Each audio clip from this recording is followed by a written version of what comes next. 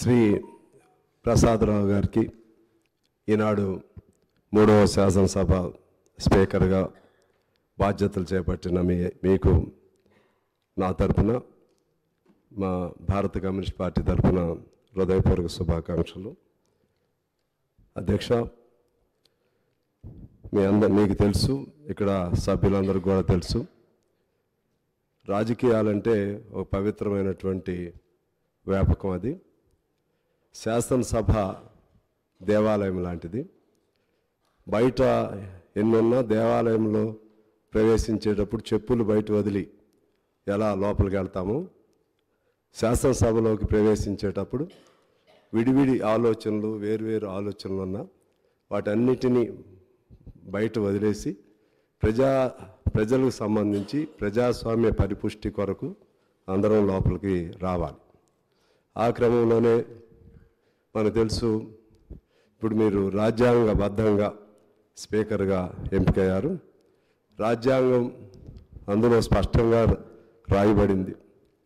ప్రజలు తమకు తాము రాసుకుని అంబేద్కర్ గారి అధ్యక్షతన అయినప్పుడు కూడా అందులో పొందుపరిచినటువంటి అంశం, తమకు తాము రాజ్యాంగాన్ని రచించుకుని తమకు తాము అర్పణ చేసుకున్నాం అనే అంశాన్ని అందులో ప్రస్తావన చేయబడింది.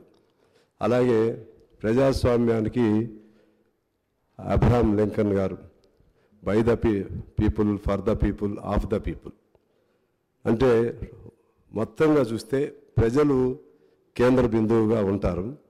ఆ ప్రజల సమస్యలను ప్రతిబింబించే విధంగా శాసనసభ పనిచేయాల్సిన అవసరం ఉంటుంది.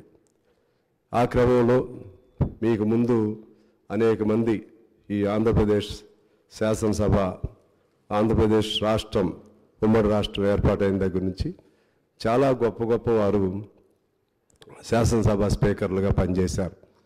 ఐదేవర కాళేశ్వరరావు గారి దగ్గర నుంచి ఇప్పుడు శ్రీపాదరావు గారు కానీ, లేకుంటే ఈ మధ్య కాలంలో మన సురేష్ రెడ్డి గారు కానీ, మనోహర్ గారు కానీ, ఇంకా అనేక మంది, చాలామంది వారి వారి విలువలతో కూడినటువంటి అధ్యక్ష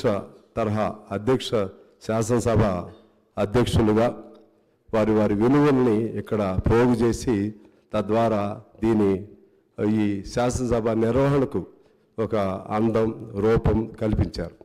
వారిని మీరు అధ్యయనం చేయాలని, వారి అడుగుజాడల్లో నడిచి శాసనసభకు మరింత వన్నీ తీసుకురావాలని కోరుకుంటున్నాను. అలాగే మాలాంటి పార్టీలు, చిన్న పార్టీలు, బయట మాకు లక్షలాది మంది అభిమానులు ఉన్నా శాసనసభలోకి వచ్చేసరికి ఇది ఒక ఘట్టం. ఒక్కళ్ళవే కమ్యూనిస్ట్ పార్టీగా రావటం అనేది ఒక విచారకరమైన ఘట్టమే మాకైతే. అయినా సరే మీరు ఇక్కడ మీ సాంకేతికతను బట్టి సమయాన్ని కేటాయించడం అనే అంశం కాకుండా ప్రజలకు సంబంధించినటువంటి సమస్యలు వచ్చినప్పుడు ఆ సమస్యల ప్రస్తావన చేయటం కోసం తగు సమయాన్ని మాకు కూడా కేటాయించాలి. అలాగే ఇరు వర్గాలు కూడా, అటు అధికార పక్షం ఇటు ప్రతిపక్షం ఇరువురు కూడా, సహజంగా మనం చాలా సభలు చూసాం, ఆవేశాలు, ఉద్రిక్తతలతో అన్పార్లమెంటరీ లాంగ్వేజ్ ఇటువంటివి కూడా వాడుకున్న సందర్భాలు కూడా చూసాం. మీరు ప్రశాంతంగా కనపడుతున్నారు. మీరు 2009లో శాసనసభ్యులుగా ఉన్నప్పుడు నేను కూడా ఉన్నాను. మీరు సహజంగానే శాంతమూర్తిగా, ఓపికవంతులు.